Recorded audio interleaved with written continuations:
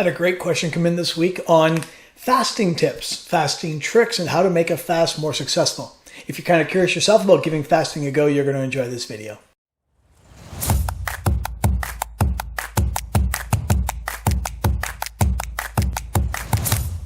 Hey team, it's Mike here at After 40 Fitness and after40fitness.ca. Great question this week from Walter Bittner. Hey coach, I know fasting is as simple as not eating. Yep, exactly the definition of fasting, but I could use some tips or tricks on how to make my fast more successful. I'd like to give it a go. Yeah, there are some tips and tricks, some things to avoid. Man, Walter, thank you for the question.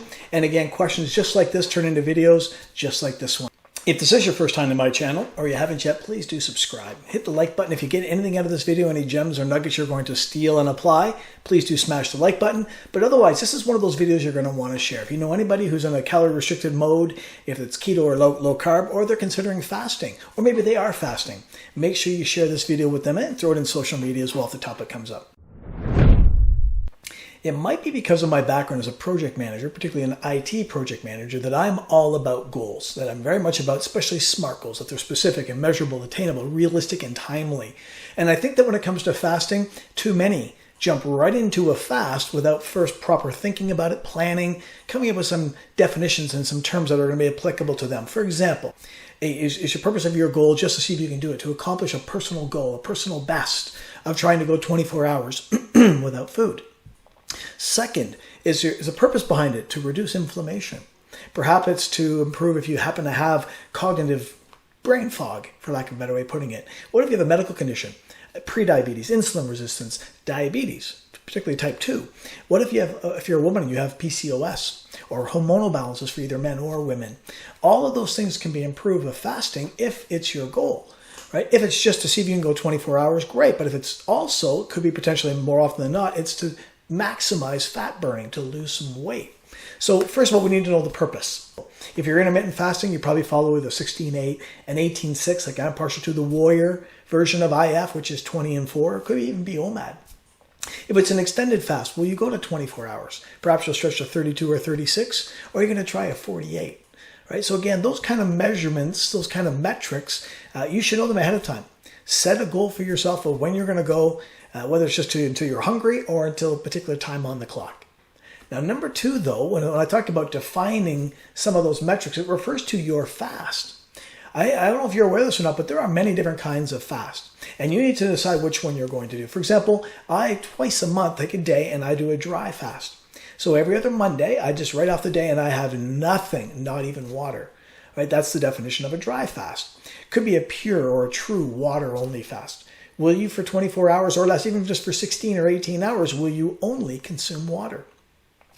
There are other fasts that go along with it, and you may want to look these up if you don't yet know what a fat fast is. How about a PSMF, a protein-sparing modified fast? There are also such things as doing juice fasts and other kinds of cleanses that really don't apply in the low-carb space, but you need to know they exist.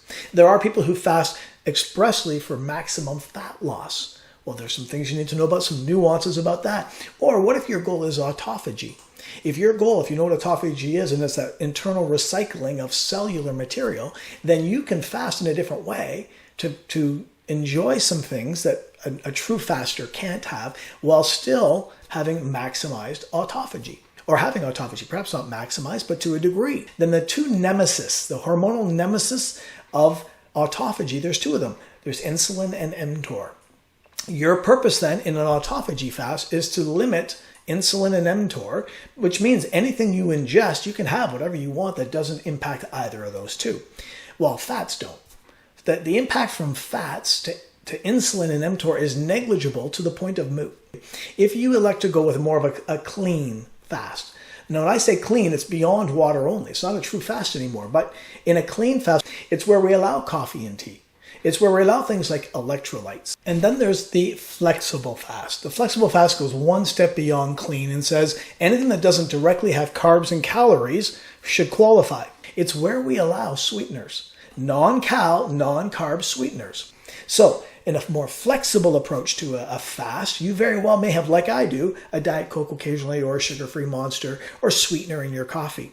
But again, an autophagy fast, if that's your choice, an autophagy fast on top of those things we mentioned, like electrolytes, and like coffee and tea, will allow some fat in that coffee or tea. So you may have heard that term bulletproof coffee. Bulletproof coffee is not an acronym, but it's a catch-all for anything we add in the form of fats to our coffee. So for example, mine in the morning, I like to put a tablespoon of MCT oil and a tablespoon of heavy whipping cream. Well, both of those have negligible to the point of inconsequential amounts of carbs, meaning I don't expect an insulinic response. And sure, if I don't see one. When I test after a bulletproof coffee, and if you have any kind of a serum meter, I use a Keto Mojo. But from my Keto Mojo, I see zero impact to glucose or to ketones. And an insulinic response, just so you know, would impact both. It would drive both down. Those are the kind of things that you need to weigh. You need to make a decision on how your fast is going to run, what kind of fast, and then let's also talk about length of time.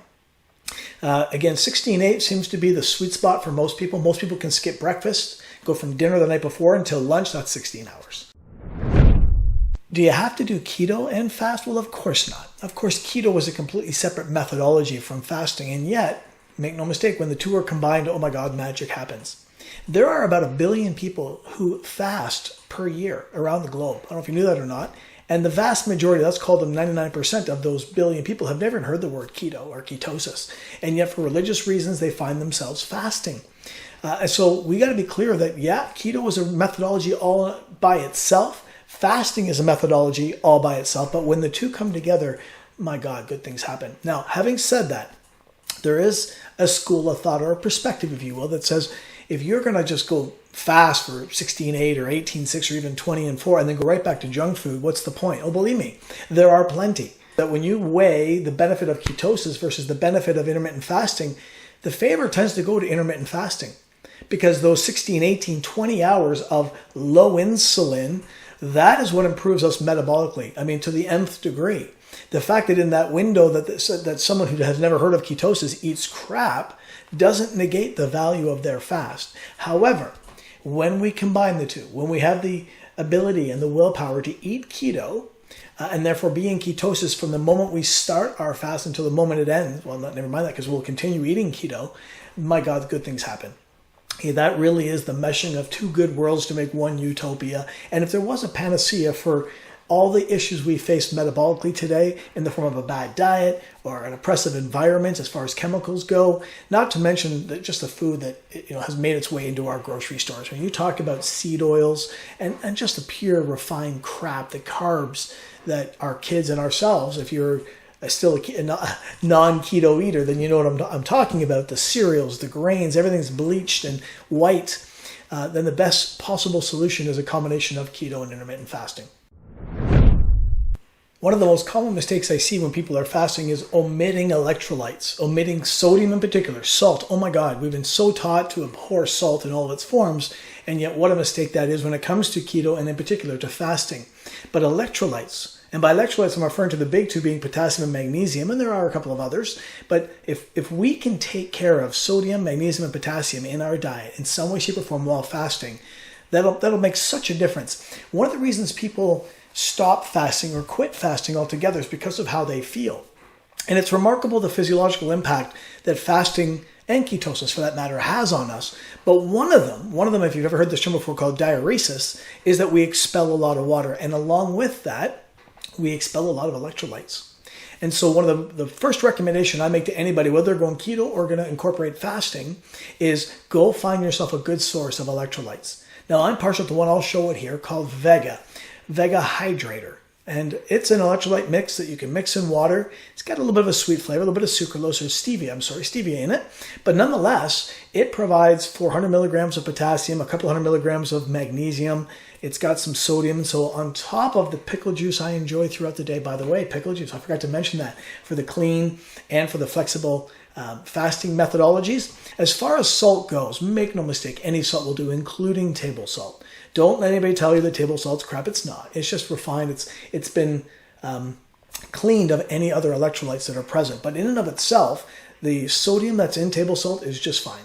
So is the sodium chloride, right? So there's no problem with that either because we do need some chloride as well in our diet. And then it's been bound to iodine. So important, right? So iodine is important to have for the sake of our hypothalamus and pituitary axis. So not a bad thing at all. However, having said that, If you have the opportunity to find yourself some good Redmond salt, Redmond Red, some Himalayan salt, some Celtic sea salt, by far better sources. Okay, first of all, it's natural occurring sodium, but it still has some naturally occurring minerals in the form of potassium and some others. Okay, so definitely key.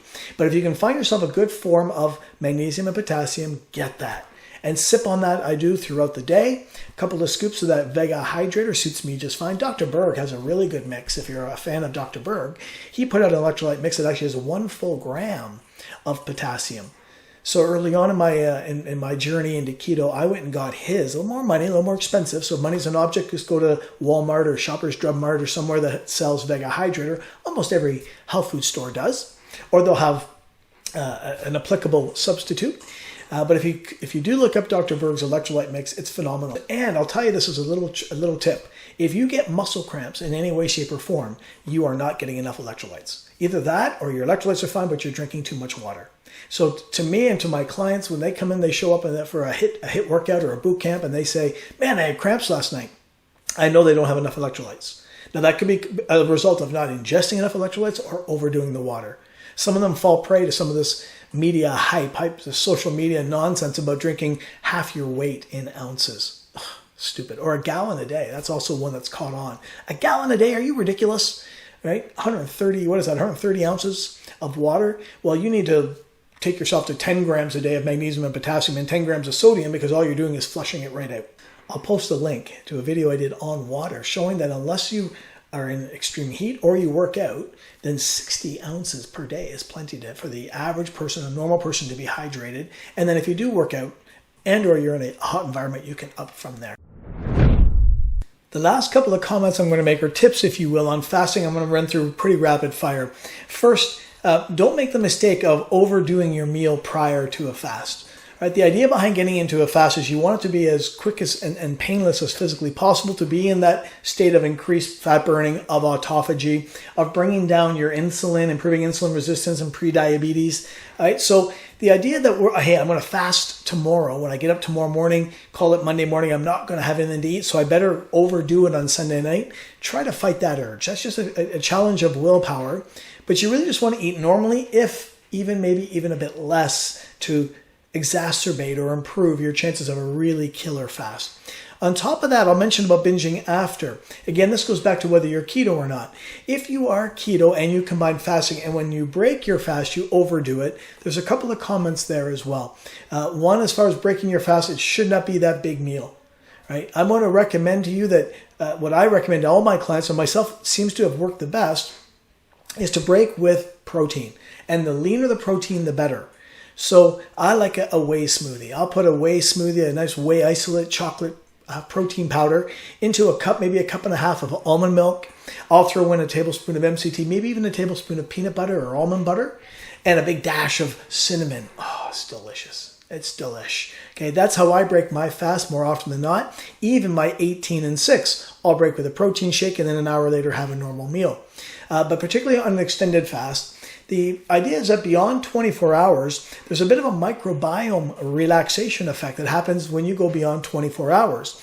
Your enzymatic processes begin to relax. They shut down a bit, not completely. Make no mistake, that never happens. So don't fall prey to that either.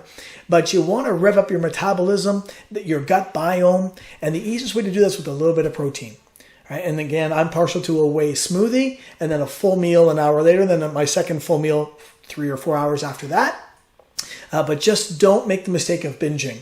And so you'll know what a binge is for you. If it's more than your normal amount of food, don't do that. There is another concern that I'll bring up very quickly, and it pertains mostly to the warrior, the 20 and 4.